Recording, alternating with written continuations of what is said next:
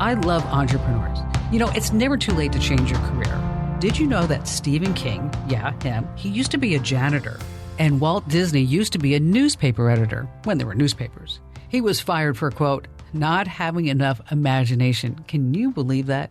I wonder what his boss felt once like Snow White and Mickey Mouse came out.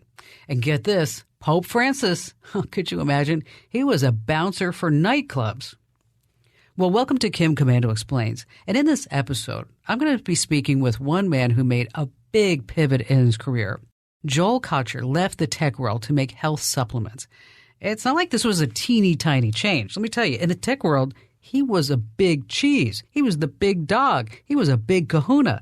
You get my point. He spent 25 years as a senior leader, I'm talking about CEOs level, of companies that raked in billions of dollars in revenue. He was the president at Dell Computer for 7 years. That's just one of his many former jobs. Let me put it this way.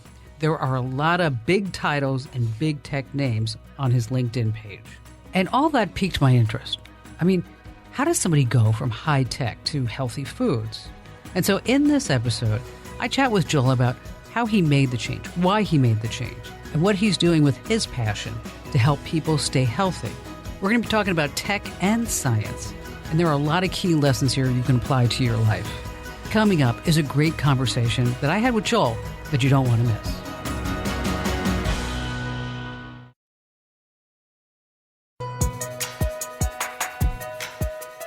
It's Kim Komando Explains, and I'm in conversation with Humann CEO Joel Kocher. So, Joel, when we look at your background, okay, you were the president of Dell Computer, the CEO and chairman of Micron Electronics, the chairman and CEO of Web.com and Interland, okay.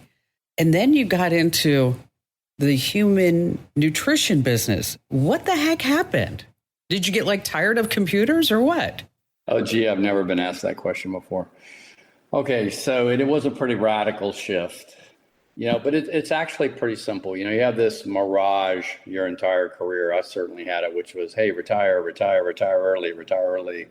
That is like the biggest mirage on the planet Earth. So I hated my life, when I had loved my life, my whole life, right? So I was looking for a new mission. I'm a mission guy. So I just happened to go to this investor presentation, the Nobel Prize laureate for the discovery of this crazy molecule called nitric oxide, had started this program at the University of Texas where they were trying to figure out how to eradicate the number one killer of human beings in the world, not great white sharks. It was cardiovascular disease. But they failed, because they were trying to find a drug solution, essentially. And the answer lies in food. You got to give nature credit, Mother Nature credit. She already had the answer for the number one killer of human beings. But the problems associated with food are so significant that drug companies want nothing to do with it. So, it's how do you deliver it in a concentrated way because it's highly inefficient? How do you deliver it in every single dose and look a consumer in the face and say, hey, this actually works? So we struck a deal with the University of Texas, much like Gatorade struck a deal with the University of Florida, and we had an exclusive arrangement for this patented technology to bring it to market. So that's what we've done. We've done it, food is thy medicine. And we're going to talk more about that, more about Human End, but I want to know more about you first, okay?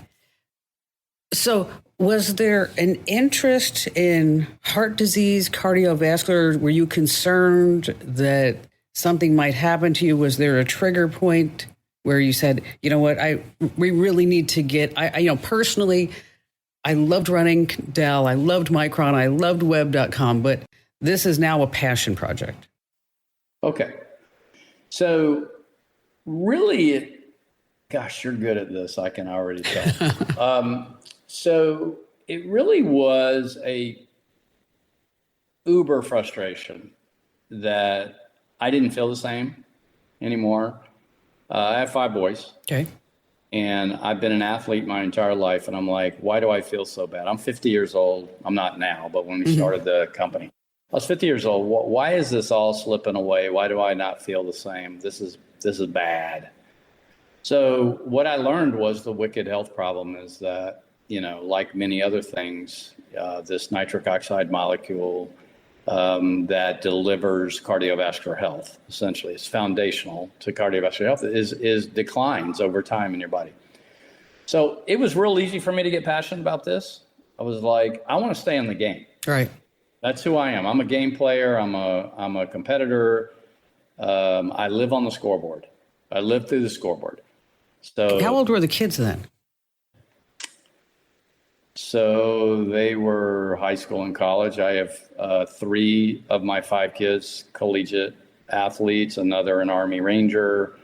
It was just very clear, and we're competitive. That's who we are. Okay, so this was not the family sitting on the couch, eating Cheetos and playing video games. My God. I mean, we compete at who can breathe the most efficiently. I mean, we compete at everything. And now, what about your wife? Is she an athlete too? She was. She was an iconic tennis player. So yeah, she's very competitive. She was one of the first executives to break the glass ceiling for females in the technology industry. I mean, yes, we were competitive. And so when you were running all these companies, and these are high stress situations, I mean, like I said, the president of Dell, president of Micron, president of Web.com. I mean, were you the quintessential guy who was working 50, 60 hours a week? North. Really? Oh, yeah. Yeah. I mean, Dell, in the time I was there, I went there when it was a very small company. We went from less than 100 million to Fortune, 200 or 300, I don't remember, in 7 years. So it was around the clock, 7 by 24. And people, everybody in the tech industry did that, Kim. Yeah. I mean, it was everybody. I did it. I remember doing that. Yeah, of course you do. Yeah. I mean, what were we doing? We were out to change the world, yes. which is the common denominator between what I had done and what I'm doing now. It's like, man, you're on a mission, and you're on a mission to change the world. You don't change the world in 40 hours a week. I'm sorry, but it just doesn't work that way. Now, I'm going to digress just to a different direction right now, because you just mentioned something that's really interesting to me, and I've been trying to figure this out myself, is this 40-hour a work week. Yeah.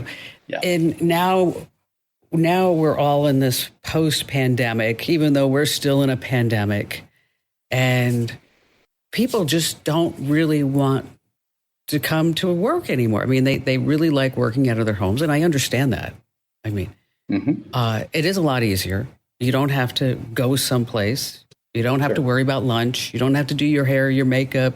You could sit there in your yoga pants, even though you haven't never even done yoga, but that's the casual work.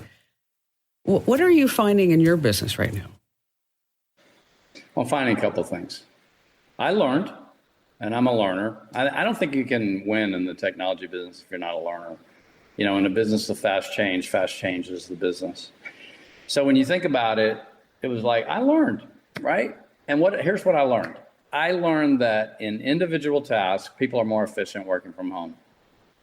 I would have never believed it, but I believe it now. But in collaboration and collaborative tasks, no. You can't, and I think just about anybody that was being honest would tell you can't do that from home. So our approach to this has been, first of all, you can never go back. Going back is not an option. No. That's not how you progress. That's not how you innovate. So we're not going back. The workforce model has changed forever. We acknowledge that. But going forward, we need to find the right blend of being optimally effective and efficient at working from home and improving people's personal lifestyles, and balancing that against better and needed collaboration working in the office. So where we landed was not shocking. I mean, it was a mixed model, 2 days in the office, 3 days at home. I tried that Monday, Wednesday, Friday in the studios. Okay. And Tuesday, Thursday at home. And I don't know, maybe it's just my folks, they are, but they really prefer being at home 5 days a week. Okay. And when they were here on Tuesday, Thursday, so many people were afraid of like who's got vaccinated, who's not. Am I going to catch this? Is it a Delta variant? Is it this variant? Whatever it may be. Is that even though they were here in the office, and I have this fabulous team. I probably have the best team that I've ever had in the history of running this company. I mean, no doubt. And if I had the same team I had 5 years or 10 years ago during the pandemic, I don't know what would have happened. But this team is amazing. And I'm probably a different manager now because I know that my management style has changed, right? And with me, I think I've become more personal with folks. Yes. More compassion. What about you? I can't believe you just said that. Because, I'm probably known, if you were to ask people, probably known as a driver. Right. It's like whatever it takes, WIT. I was like right across my forehead. But I've learned that. And I have been compassionate during this process. In fact, we interviewed not did a survey, we interviewed every single one of our employees personally for an hour and a half to figure out, hey, what challenges has COVID presented for you? How are you dealing with your children? All those things. And yes, I have become more compassionate. But I think at the end of the day, God created leadership because you have to lead. Right. And when I think about, what the challenges are for the next 5 years, it's how do you innovate around this notion of being highly efficient and at home, improving people's lifestyle and the quality of their life while balancing that with being effective at work too. Because it's just like anything else, it's not all or nothing. You can't just say, well, okay, I just want to work at home. I don't want to invest time in the commute. But if you're vested in the success of an entity, correct, like a corporation, that it takes meeting in the middle. Yeah, I had, one guy move from St. George, Utah. Well, first he was from Phoenix. They went to St. George. And now he's like, as he said, he has almost a ranch in South Dakota where he had showed me a picture of 2.5 feet of snow the other day. The other day, 2.5 feet of snow. Oh my gosh. I'm like, I'm not ready for that. Either. I'm like, dude. And he's like, maybe I'll get a little condo in Phoenix. But, it is a learning process. It is trying to figure out how do you keep moving that company forward? How do you keep driving it? How do you have people take ownership of various projects? And so that they are vested in that success. And that's a huge question we're going to answer coming up. So stay right where you are.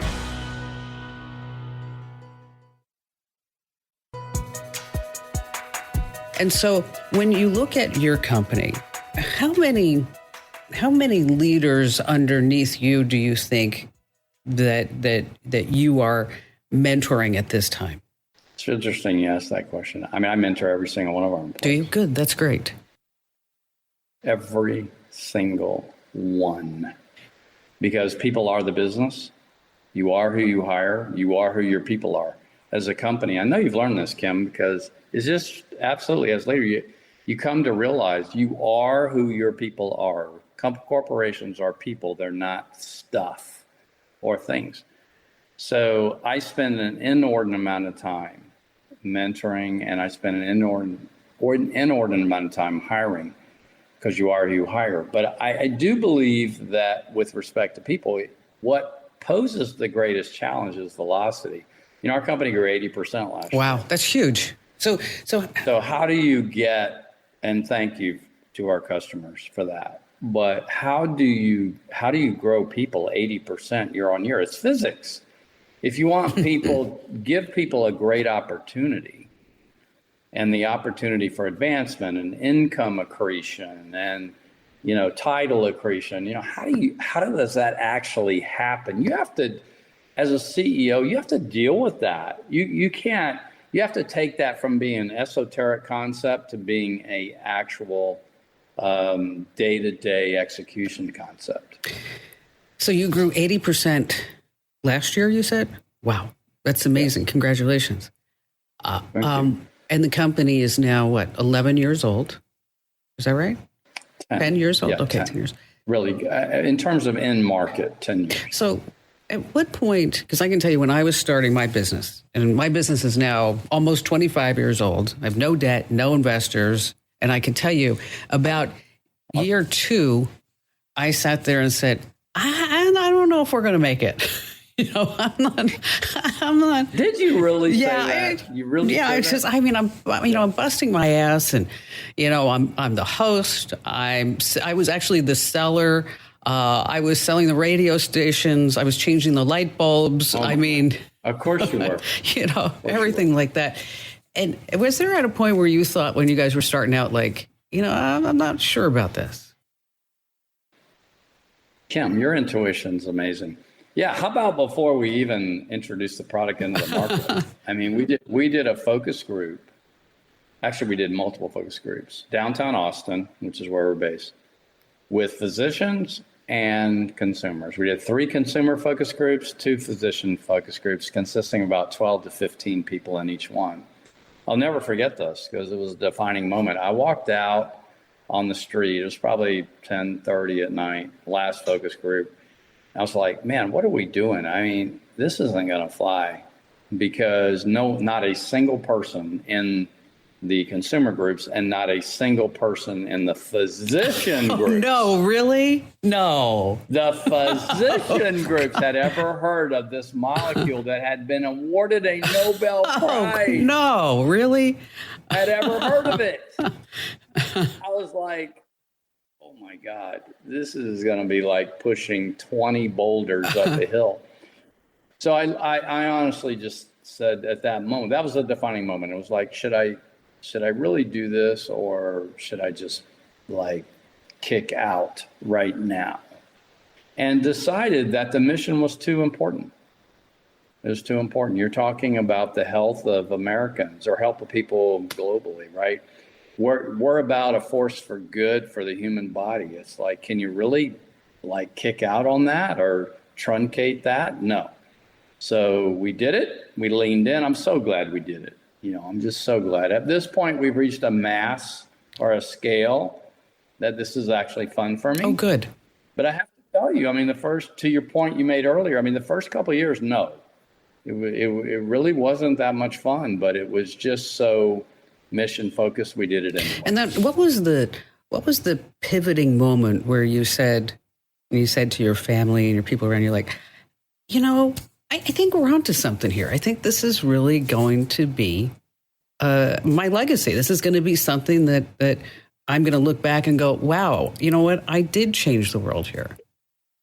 The very first trade show that we went to for physicians, and yes, physicians do go to trade shows,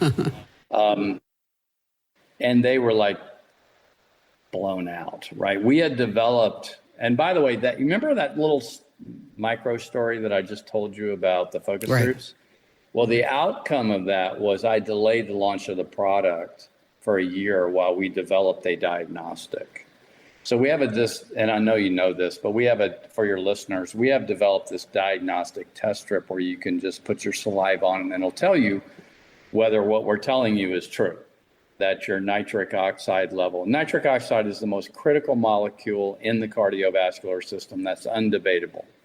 The wicked health problem is that it declines late 30s, early 40s. It starts to decline. By the time you get to 50, 60, you have none. That's why cardiovascular disease develops later in life.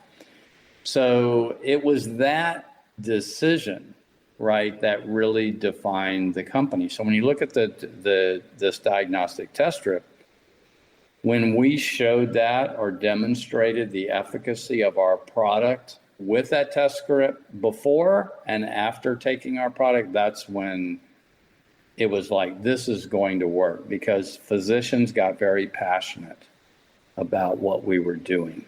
So you mentioned nitrous oxide, and I'm not a medical professional, but is that the same thing as like if somebody's having a heart attack, they give them nitroglycerin? Is that?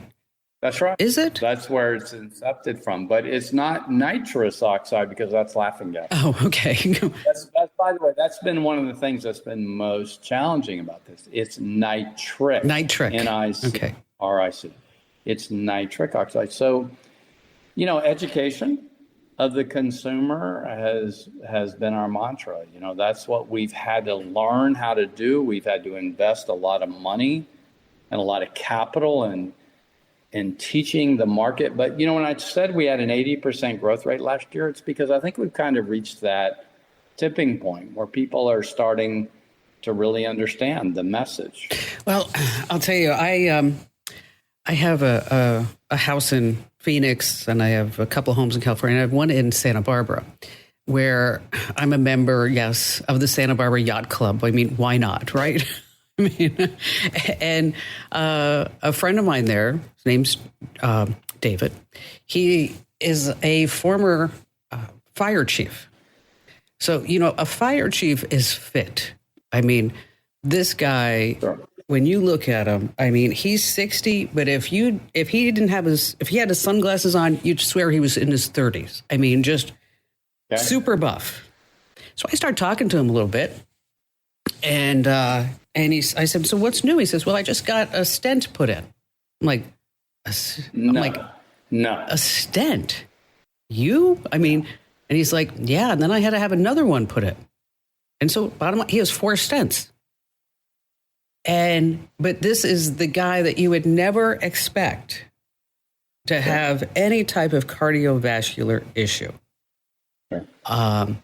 So I told him. Well, heredity is a powerful. Exactly. His father. That's where he got it. And so we were just talking, and he said, so what do you take? I said, it's going to sound really crazy. I said, but I've been taking these things, super beats, for, I don't know, probably 5, 6, 7 years, maybe since the first time that you and I met in Vegas all those years ago. Yes. And I take nothing, by the way. So other than our products, I don't take anything. I don't have it. Whenever I don't go to the doctor that often, but when I do, it's like, you have to fill out that form, and I say none. And every single time they go, come on. Yeah, right. I mean, you're 65, you take none. I none. Say, no, I take none. Nothing. Which is a testament to not just your healthy lifestyle today, but it's really a whole lifetime, really. I mean, of that and our products. I mean, I alluded to, I didn't feel so good at, early 50s. It was like, what happened?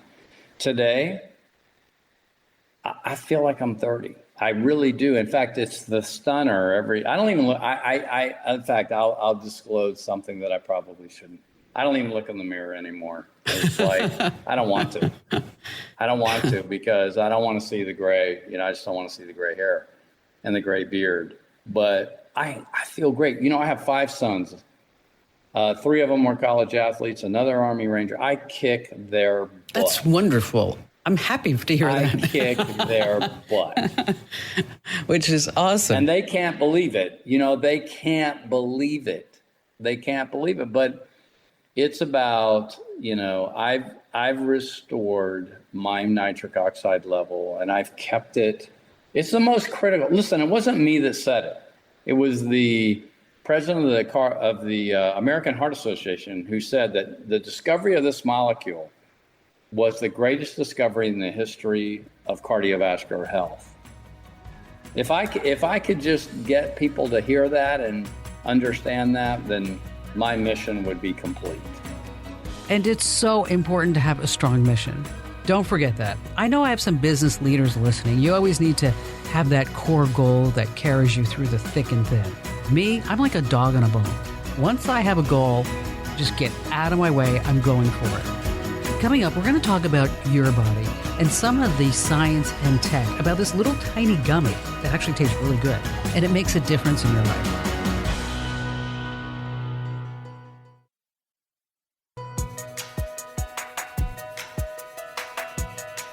Okay, earlier, Joel said his mission is to get people to understand that nitric oxide is the greatest discovery in the history of cardiovascular health. Wow, that's a big thing, right? I challenge you to come up with your own mission, even if you don't own a business or plan on starting your own company. Having something in your life that you love, that you want to do, your passion that drives you forward can make a world of difference every single day, especially when things get tough. And there are those times when people just don't believe in you. They don't believe in what you're trying to accomplish. They want to knock you down because you are going to break the mold. I remember when I first wanted to do the Komando show, all right? You may have heard me tell a story. The top dog, the big guy at CBS, his name was Frank, but I'm not going to tell you his last name. But he actually told me that a show about technology and the internet would never work. Why? Because the internet was a fad. He actually said that. It would never amount to anything. And then the executive guy at ABC, whose name was also Frank, he told me that a show for geeks and freaks would never be mainstream media. So they both passed. So I had no choice but to do my own thing. And there were some rough times. I mean, geez, I remember the first couple of years, like just money was just going out.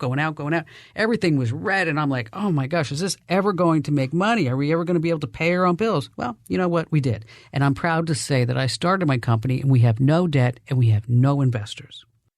So you have all kinds of different products now.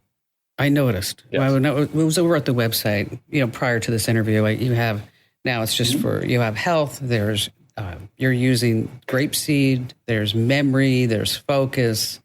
Yes. But the foundation comes back to the beats, right? The circulation. It comes back to circulation. Yeah. When you think about it, like this cardiovascular, right? If your entire body, the organs in your body represent the function of your body, which represents the performance of your body. Well, the one thing other than your nervous system, but the one thing that connects all those organs and feeds those organs is what? It's your cardiovascular system or your circulation system. Oxygen, nutrients, all the things that are needed to get the body to perform. You know what? It's not just professional athletes that are interested, and we have plenty of them, that are interested in performance. It's everybody. Are you interested in performance? You want to perform in your job and in your life, don't you, Kim? Yeah. Of course you do. So if there was any message that I could deliver to your listening audience, it would be, look, you don't have to give up because you're getting older. Stay in the game, be a student of the game. And being a student of the game means you're a student of the body. And if you're a student of the body, cardiovascular system is the one thing that links all of these functional organs in your body together. And that's a good point, because some people, they'll get older, and you've heard them say, they're like, well, I used to be able to do that. Can't do that anymore. Oh my God, I've heard that. It's like, the saddest story, Kim, I've ever heard was actually in this topic. Was in a focus group that we did a couple of years ago, where this guy said that he actually lied to his daughter about being busy for the weekend because the new son-in-law had asked him to come over to the house and help them build a fence. And he said that he couldn't do it. Oh. He was 63 years old. He had no energy, no stamina, and he couldn't do it. That's a really sad state of affairs at 63, is that you can't live your life. It is. Especially, I'm looking at you. You say you're 65, but if you didn't tell me you were 65, I would have said 45, 46. Kim, I'm sorry. I didn't hear what you said there. We had a little interference. But Kim, I would say the same about you. Well, you're sweet. I'm looking right at you. It's like, wow, I don't know how old you are. I don't. I'm not 29 anymore. Okay.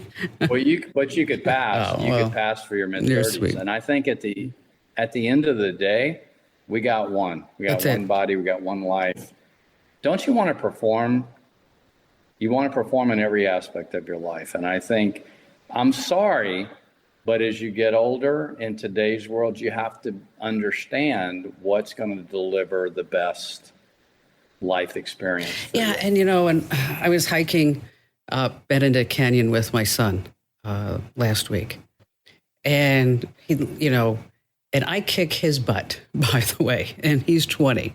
I love it. He's 20 and you kick his butt. Yes. Yes. And when he was growing up, he'd say something to me, and now it's a joke, but he'd be like, why can't I have a mother who just wants to sit on the couch? Why couldn't I have a mother who why do we have to do things? Why do I have to go climb Machu Picchu? Why do I do this? I'm like, well, Kim, we're here. I can't believe you said that, because my guys say the same thing. It's like, and I told you I had college athletes for kids, but they're like, they say to their mom, hey, why can't dad just go chill for an easy paddleboard? The reason I don't come over is the guy wants to do 15 miles and he wants to do it in like 3 hours. I mean, what is this about? So I love that. I love hearing that story from you. You're not an observer of life, You're an active participant. You know what? That's probably the best characterization that I've ever heard. You want to be a life observer, or you want to be a life liver? Right, exactly. I'll take live the life, man. Live the life every moment, every day. So talking about the company, you said 80% growth. What is the top seller? The top seller today has been the Super Beats Heart Chews product. That wasn't true a couple of years ago, but let's face it, we're Americans. We want convenience, we want portability. So previous to that, it was the Super Beats nitric oxide powder. But drink, some people, people want fast. Takes work. If there's anything that's changed about our lifestyle, wouldn't you agree that it's velocity? Right. Yes. And what's nice about the Super Beats chews, I have a bag on my desk. Yeah. You just pop 2 in your mouth. Bingo, bango, you're good to go. And, I don't drink coffee. I don't drink tea. I just drink water all day. That's it. And so there's no caffeine crash in the afternoon. If I get hungry at 3 o'clock, I'll eat an apple. And so it becomes so your product becomes part of the overall lifestyle. But it does, for me, I know that it did make a difference. And so when Kip, who's our sales guy, called me and he said, I got this Super Beats Heart Chews. It's like, years ago. So I screenshotted my Amazon.com where it was like, you've purchased this product like 82 times in the last. And I sent that over to him. I'm like, hey, no problem endorsing this. This is really fabulous. And so what about the other products that you have now?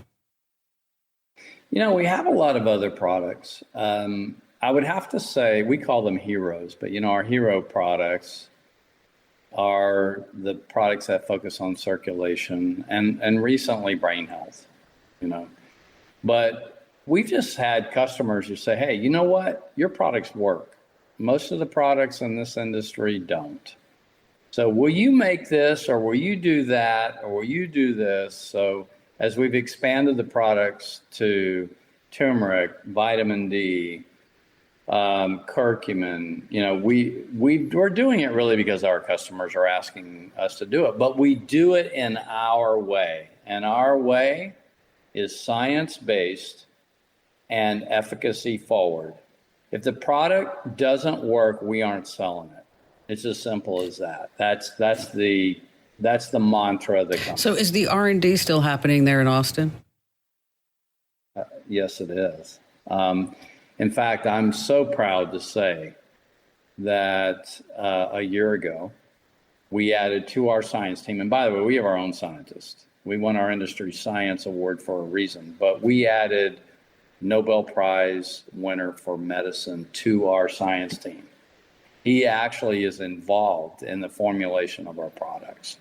And we'll be introducing a couple of products next year that he's at the forefront. His knowledge and his insights into the human body will manifest itself into new products. And so I want to go back to a question, just when you describe this. So you have this super smart guy, let's just say that, off the charts.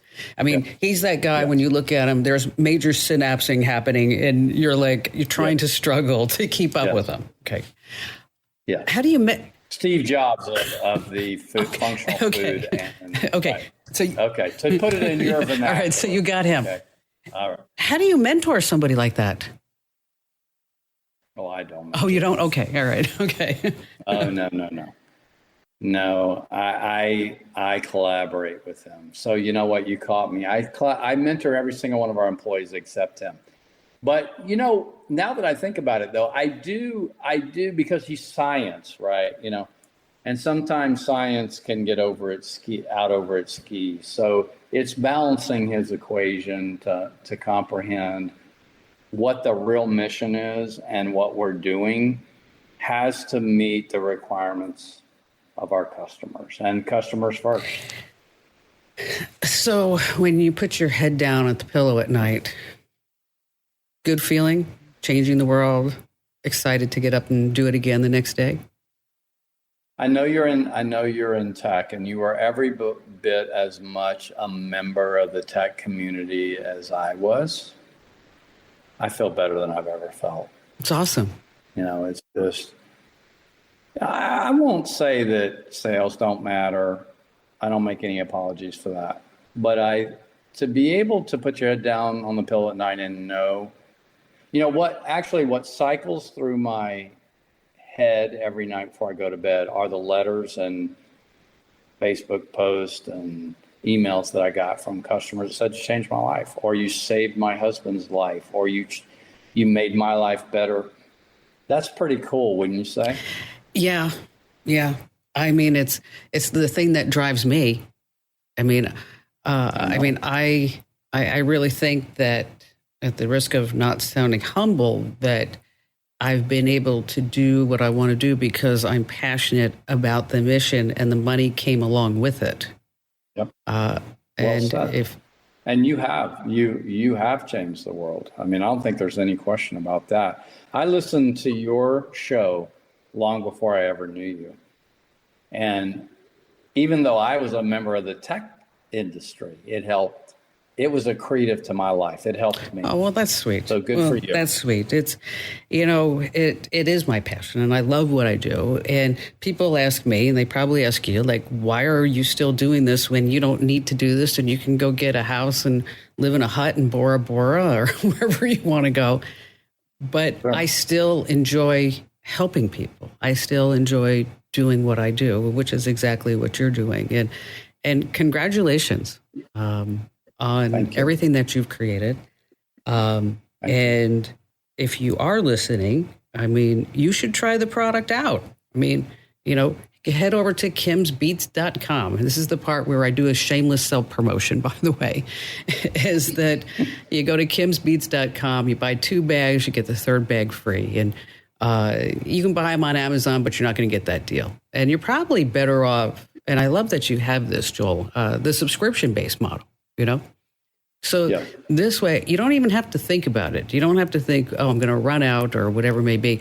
And so if somebody's just trying out the product, you think the first product, Joel, is the Super Beats? I mean, they're brand new. I would definitely try Super Beats powder in tandem with the Super Beats hard juice. Okay, perfect. And so again, that address is kimsbeats.com. Joel, thanks for being here, sharing your story and what makes you who you are and what drives the business. And it was fun. And Kim, just thank you for being you. You really have been. You're an icon, and this has been so much fun for me being on your show today. So have a great day. Thank you, Joel. All the best. You got it. It's always great to get insight from someone who has tried something new, has broken the mold. Joel is just one of the many folks who decided to switch their careers. He wanted to pursue his own personal mission. And so I would encourage you, it's never too late to chase your dream, your job, whatever it may be. You might end up like Whoopi Goldberg. Hey, did you know that she used to work as a funeral home's makeup artist? Now, of course, she's famous. Even Charles Darwin, he was a carpenter before he changed history. Anyway, thanks so much for listening. Thanks to Joel for joining us here and telling us more about Humann. And thank you to all the audio pros at Westar. I'm talking about JT and Jeremy and Danielle. and Serena, who helped pull all these podcasts together. And I'm Kim Komando. Hey, don't forget, rate, review, follow, subscribe, the whole drill. Just do it. And while I have your attention, you must be really desperate for listening because you've made it this far, is that I'd like you to subscribe to the Current newsletter. Head over to thecurrentnewsletter.com, sign up, see a sample, thecurrentnewsletter.com. And thanks for listening.